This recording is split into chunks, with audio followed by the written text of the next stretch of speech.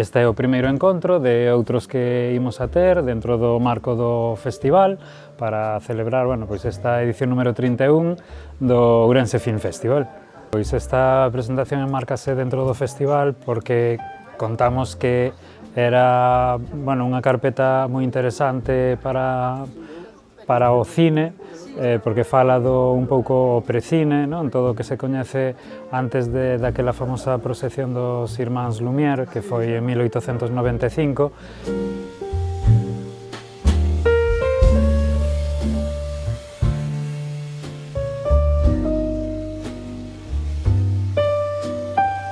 A carpeta consta de 3 gravados. Un deles está inspirado directamente nas imaxes de Altamira.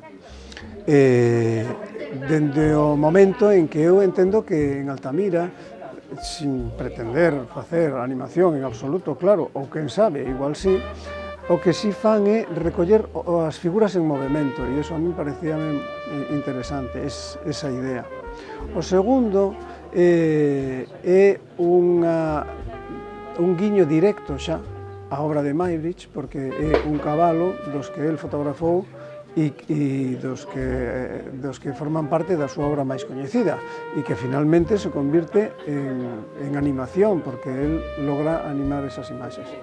E o terceiro é unha danza dunha parella.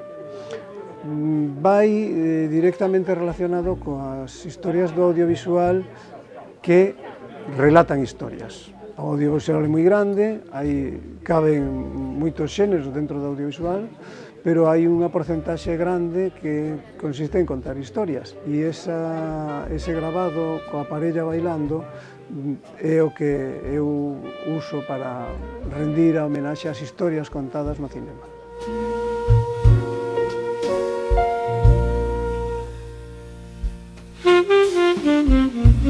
Como explicou Poldras hai un ratiño na presentación, el tiña unha idea un pouco sobre desenvolver unha carpeta ao redor de Muybridge, do fotógrafo, e entón aí empezou a xurdir nunha conversa entre el e David González Couso pois quen podía participar na carpeta. Entón, David e eu nos coñecíamos previamente e me propuxeron participar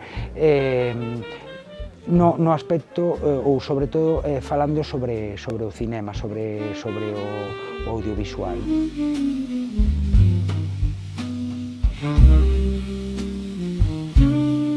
A miña aportación consistiu en falar un pouquiño das linguaxes cinematográfica e literaria, porque é unha carpeta que é un tríptico, como se falou na presentación, que combina o visual, o técnico, digamos, e o literario.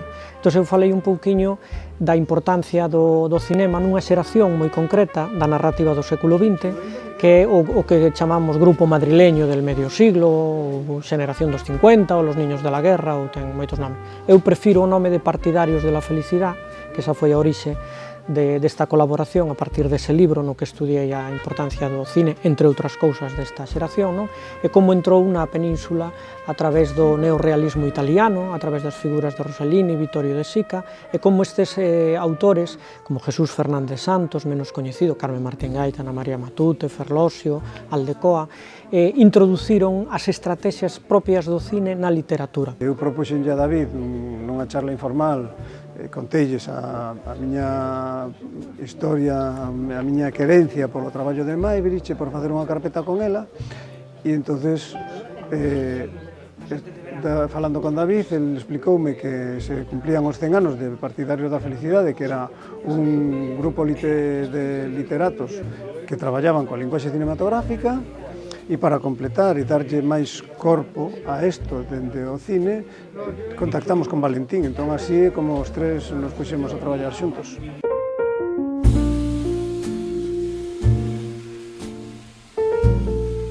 Que tratei é eso, de empezar cos home nas cavernas, coas covas de Altamira, coa fascinación que había polo lume. Despois tamén como eso foi dando lugar ao Teatro das Sombras, non? Que empezou no Extremo Oriente, despois foi seguindo por Oriente máis próximo até chegar a Europa, non? Sobre todo no século XVII, que foi cando chegou, xa no século seguinte, no XVIII, foi cando empezou a haber certos espectáculos onde ofrecían ese tipo de espectáculo, nunca mellor dito. Despois tamén a fotografía foi moi importante aí, neso, como nos falou antes Poldras sobre Malebranche e outros moitos máis que achegaron novas innovacións até chegar a Edison e os Lumière, que foron os que realmente os inventores do cinema. É certo que se quedan por aí no camiño todos os xoguetes ópticos que podemos ver aquí, como pode ser o zoótropo, non? Aquilo que é unha peciña, normalmente son redondas, que se dibuixan teñendo un dibuixo por diante, outro por detrás, un paxariño e unha gaiola, teñen dúas cordiñas dos lados, vas xirándoas e entón tan pronto as vas xirando, tú percibes que o paxariño está engaiolado dentro da gaiola. Ademais diso, temos o zootropo, o prasinoscopio, o estroboscopio, hai moitísimos xoguetes ópticos. A literatura fora de España, neses anos 50, xa era un pouco imitar o obxectivo da cámara, procurar a obxectividade, a perspectiva, os outros puntos de vista. Eu titulei o texto que incluí nesta carpeta de Poldras como Deixar falar, porque é unha literatura na que o autor fai partícipe o lector do que está lendo. O lector ten que reconstruir o propio relato, non é un narrador omnisciente que nos dá todo feito, non?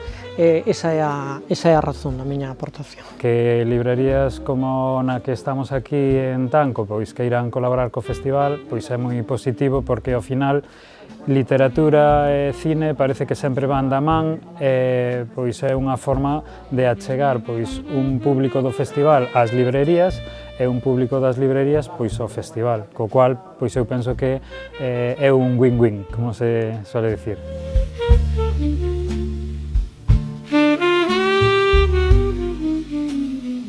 O UF está facendo unha dimensión de apertura fundamental e moi positiva para a cidade, para o público, e esta é unha das maneiras en que podemos comprobalo, non? Coido que hai, ademais da imaxe, de presentar películas, tamén está moi ben poñer en valor todos esos libros que hai alrededor do cine, alrededor da imaxe en movimento, que hai moitos e moi interesantes. Entón, coido que tamén é outra forma de achegar outro público, chegar nestos espazos como son as librarías, como son os cafés, que tamén ás veces se fai en lugares de cafeterías, e tamén é outro tipo de público o que acostuma a vir a estes lugares e, eu sempre son moito de que as artes teñen que dialogar entre elas. Bueno, dende aquí, dende a librería Tanco, vos encomendamos a que veñades a seguinte presentación literaria que vai a ser na librería Eixo desta volta, co libro Una mirada sobre el consentimiento sexual, que nos presentará a súa autora, Ana Valero.